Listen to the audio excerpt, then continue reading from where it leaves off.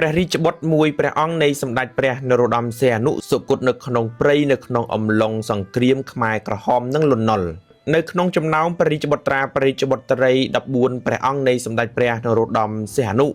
មានមួយព្រះអង្គបានសុគតនៅក្នុងព្រៃស្ថិតនៅក្នុងតំបន់រំដោះនៅក្នុងអំឡុងពេលសង្គ្រាមរវាងកងទ័ពខ្មែរក្រហមនិងកងទ័ពលន់នល់នោះគឺព្រះអង្គម្ចាស់នរោត្តមរាវីវង្សយោងតាមឯកសារកំណត់ហេតុព្រះរាជវង្សានុវង្សដែលបានស្រាវជ្រាវនិងរៀបរៀងដោយលោកវីរវរនីប្រធានក្រុមដំណើរខ្មែរបានឲ្យដឹងថាព្រះអង្គម្ចាស់នរោត្តមរាវីវង្សព្រះអង្គមានព្រះនាមហៅក្រៅថាម្ចាស់កណ្ដាលព្រះអង្គម្ចាស់នរោត្តមរាវីវង្សជាព្រះរាជបុត្រានៃព្រះករុណាព្រះបាទសម្ដេចព្រះនរោត្តមសីហនុនិងព្រះអង្គម្ចាស់ក្សត្រីស៊ីសុវត្ថិពង្សានមុនីព្រះអង្គប្រសូតនៅថ្ងៃទី8ខែកក្កដាឆ្នាំ1944នាព្រះទីនាំងមហាប្រាសាទខេមរិន្ទព្រះបរមរាជវាំងព្រះអង្គបានសុគតនៅថ្ងៃទី31ខែកក្កដាឆ្នាំ1973នៅក្នុងតំបន់រំដោះក្រោយពីព្រះអង្គបានរត់ចេញពីរដ្ឋធានីភ្នំពេញដែលជាតំបន់របស់រដ្ឋាភិបាលលន់នល់គ្រប់គ្រង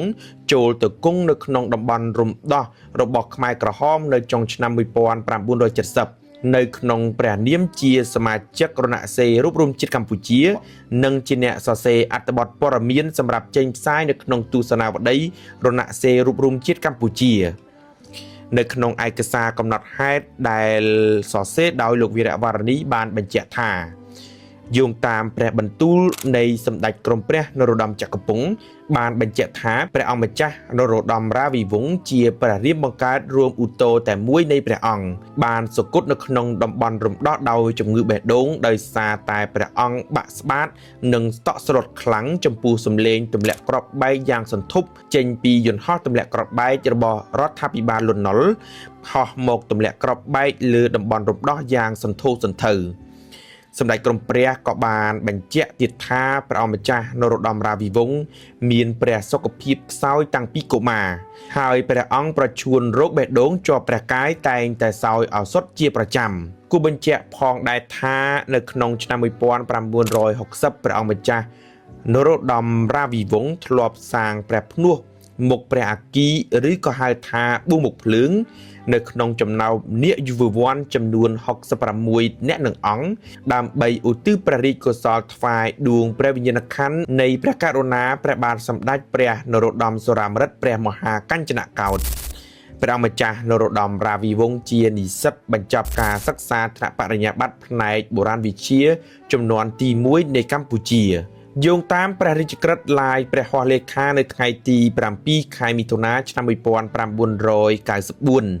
នៅក្នុងព្រះបរមនាមនៃព្រះករុណាព្រះបាទសម្ដេចព្រះនរោត្តមសីហនុជាអង្គម្ចាស់ជីវិតលើត្បូងស្ដេចសពព្រះរាជហឫទ័យប្រោះព្រះរាជទានគោរមងារជាកិច្ចបច្ឆាមរណនាមដល់ព្រះអង្គម្ចាស់នរោត្តមរាវីវង្សជាទីស្ដេចទ្រង់ខុន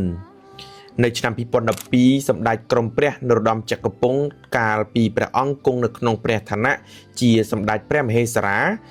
បានបង្កើតមូលនិធិមនុស្សធម៌មួយមានឈ្មោះថាមូលនិធិព្រះអង្គម្ចាស់រាវីវង្សគួរបញ្ជាក់បន្ថែមផងដែរថាព្រះអង្គម្ចាស់នរោត្តមរាវីវង្សព្រះអង្គមានព្រះរាមនិងព្រះអនុជរួមឧទោតែមួយចំនួន7ព្រះអង្គទី1គឺសម្ដេចព្រះបរមរាមានរោត្តមយុវនាថទី2គឺព្រះអង្គម្ចាស់នរោត្តមរាវីវង្សទី3គឺសម្ដេចក្រមព្រះនរោត្តមចក្រពង្គទី4គឺព្រះអង្គម្ចាស់ក្សត្រីនរោត្តមគន្ធបុប្ផាទី5គឺព្រះអង្គម្ចាស់ក្សត្រីនរោត្តមសូរិយារាំងសីទី6គឺព្រះអង្គម្ចាស់នរោត្តមខេមានុរៈទី7គឺព្រះអង្គម្ចាស់ក្សត្រីនរោត្តមបទុមបុប្ផា